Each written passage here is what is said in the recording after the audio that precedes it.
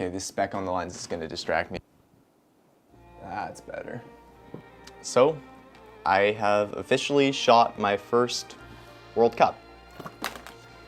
And it was an incredible experience. I shot the Bouldering World Cup in Salt Lake City about 3 weeks ago now.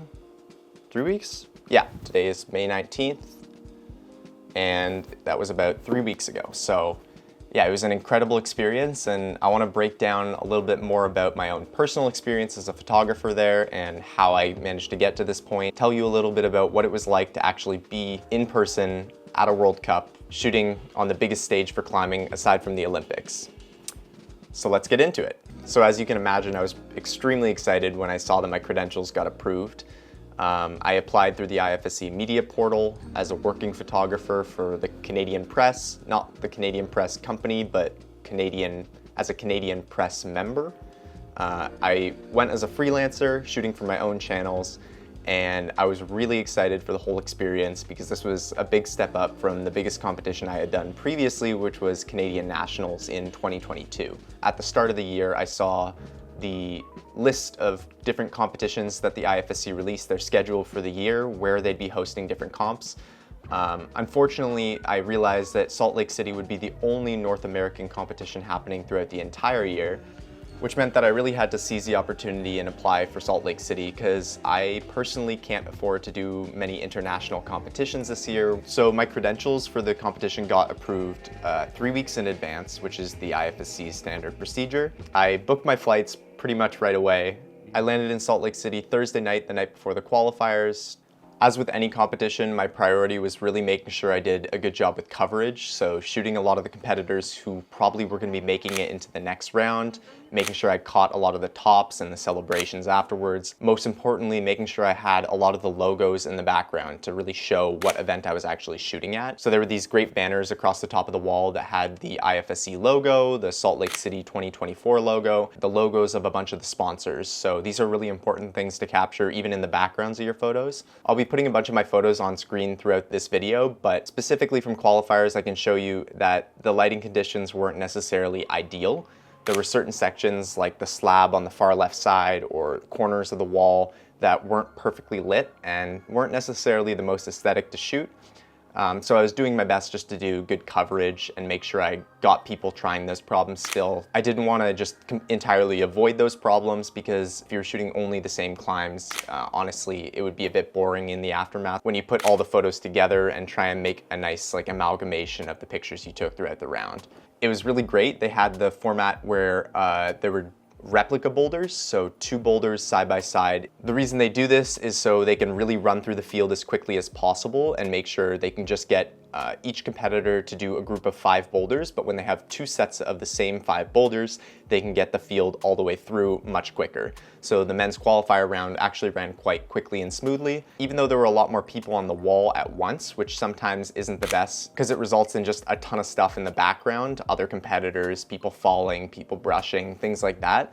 One of the advantages that it did come with was I was able to get these really cool photos where 2 people would be doing the exact same move at the exact same time, one behind the other.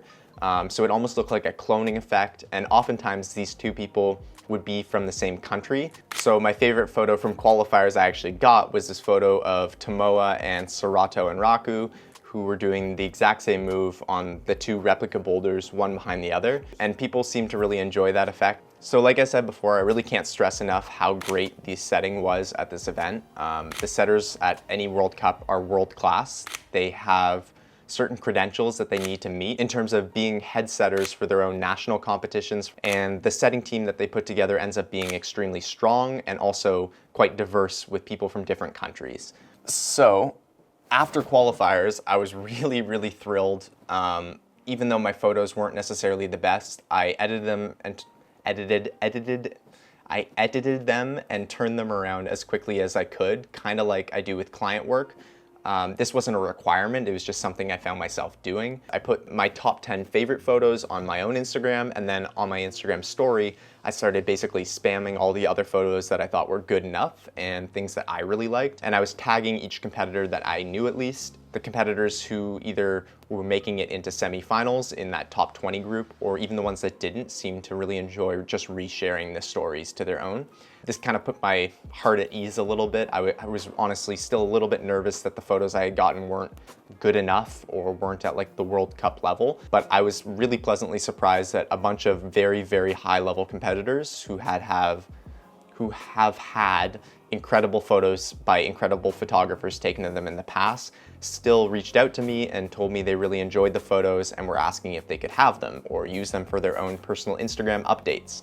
So that was qualifiers, and it was honestly one of the longest, craziest days of my life. It was pretty, like, insanely fun. There was a bit of an adrenaline dump afterwards. I was exhausted, but I still went back to my Airbnb after the women's round and made sure to edit them all before the night was over. This ended up with me staying up till about 2 a.m. finishing edits, and I knew I had to wake up at 7 or 8 the next morning just to make sure I got there in time to get my bearings again. But I put my batteries on charge, I formatted my cards once I had dumped all the photos off, and I was ready to go for day 2, which was semifinals for men in the morning and finals in the evening. Holy shit. I don't know how else I can say it, but the men's semifinal round in the morning was one of the most exciting rounds of climbing I've ever watched in my life.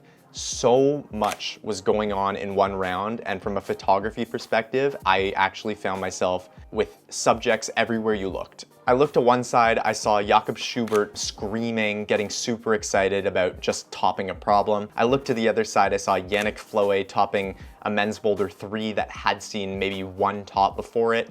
I look to the other side and I see Colin Duffy doing a foot first finish on a boulder. I made sure to capture all of them because I knew that these are moments that these competitors would really want to share.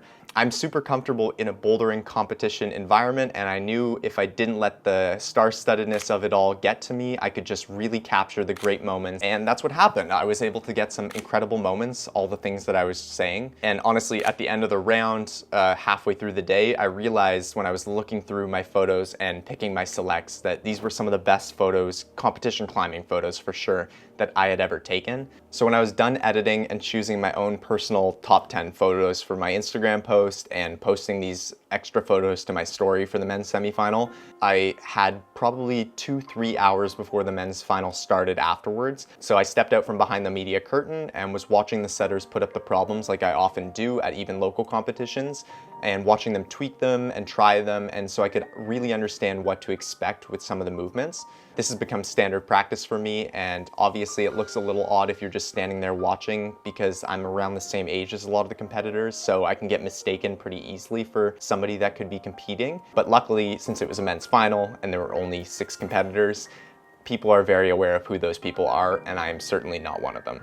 The actual 6 for the men's final was a crazy group. It was 3 Japanese climbers, 2 Austrians, and a German, which is a pretty cool group in general, just because when they came out for previews, they could all speak in their native languages to each other. They had a group of 2 other competitors minimum that spoke the language that they choose to speak normally. A lot of the time the competitors during these previews will choose to speak English with each other just because they all want to be able to converse as a whole. But in this instance, I couldn't really hear them, but I could tell just from the way that they were grouped up that I think they were choosing to speak Japanese and German. I don't know what to say about the men's final other than the setting was incredible, super new age, lots of incredible movement. Hold selection, the macros, the things they chose to pull out at Salt Lake City were incredible, super visually appealing, super new and modern. And rather than try and give you like a breakdown of what I saw during each of the boulders and just throughout the round, I'd rather just share some of my favorite pictures. Some of you might have seen them already from my Instagram post. Definitely my top photo from the night, although there were a lot of great ones, was this photo of Jakob Schubert peeking around the corner. I have a lot of great pictures of athletes from the past peeking around corners, but when I saw the opportunity to shoot this one, I was super excited because it was fully blocked off and they were just peeking with their head first. I just happened to capture a moment where Jakob Schubert made an extremely funny face and people really seemed to enjoy it. So again, after a long day, I went to bed around 2 a.m. intending to wake up the next morning and do it all over again. Really exhausting, but I was having the time of my life. And I knew that after seeing the men's semifinal, the women's semifinal would leave nothing to be desired. There were a lot of really powerful boulders on really steep angles, so I was able to get these like flying shots of people with their legs like scorpion kicking back or like their bodies opening up. There were a lot of great facial expressions, and I honestly, again, was really happy with the photos I was able to get in the semifinal round. If anything, it just got me super excited to watch the final. I really wanted to be able to show the storylines between the competitors in my photos for the finals. This is something that I've sort of tried to do in the past, but in Canada, when there aren't a lot of upsets or a lot of the major competitors are the same ones every year, the ones who tend to win every year, make finals every year, it's a lot harder to show those storylines. Also, there's just so much emotion involved in an IFSC World Cup, so I really wanted to make sure I was capturing that in the final. So one of the major storylines that I noticed was after the first boulder in women's semifinal, Natalia Grossman popped something in her knee. She popped it on an attempt, decided to get back on the boulder, topped it, and then went back into isolation, got it taped up, and topped 3 more boulders after it to qualify in first place. It was unbelievable. I had never seen something like that before. It was a lot of grit and determination.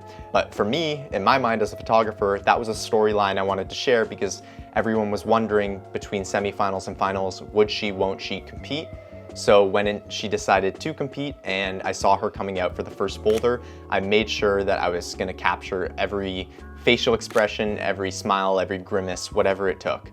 Another major storyline I noticed in this final that a lot of people were talking about was French competitor, and I'm gonna butcher this, Naile Mignon. Everyone was wondering how she would fare in a final and if she could continue this form. So I was super excited to take pictures of her, and she did not disappoint. She was extremely excited to be out on the mats, smiling the entire time. And between Naile and Mao Nakamura, who's the Japanese competitor who's smiling on every single boulder, even when she's not topping, I had tons of facial expressions, a lot of tops, a lot of amazing moments in the women's final. I realized that I had captured a lot of the on-wall content that I wanted and a lot of the movements that I wanted from each of the boulders. So I positioned myself in a place where the competitors were going to be sitting down afterwards once they had finished the round.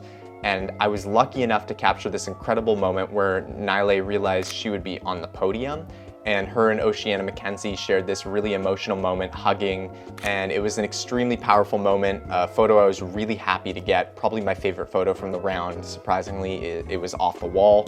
Yeah, it was just an incredible moment, tons of emotion, and it honestly wouldn't have come about if I wasn't paying attention to some of the storylines that were going on in this round. It was an incredible experience shooting this competition, shooting my first World Cup, being able to travel by myself, shoot for my own platform. It was a really incredible milestone for me personally as a photographer. It felt pretty validating. I honestly wasn't 100% sure how my photos would compare on the international scale to the national scale. And I was really pleasantly surprised that, similar to a local competition, athletes would reach out to me with really kind words. I've been able to add a lot of these photos that were some of my favorite frames to my own portfolio, and I really hope to be able to shoot a competition like this again in the future. You'll certainly be seeing me more often at a lot of these World Cups, as long as I can afford to go to them. So make sure to like this video and subscribe, help me get there, share my videos with other people. It honestly really helps. And if you learned something from this video or you like my photos, make sure to check out my Instagram, which is where I post them, and I'll catch you in the next one. See ya.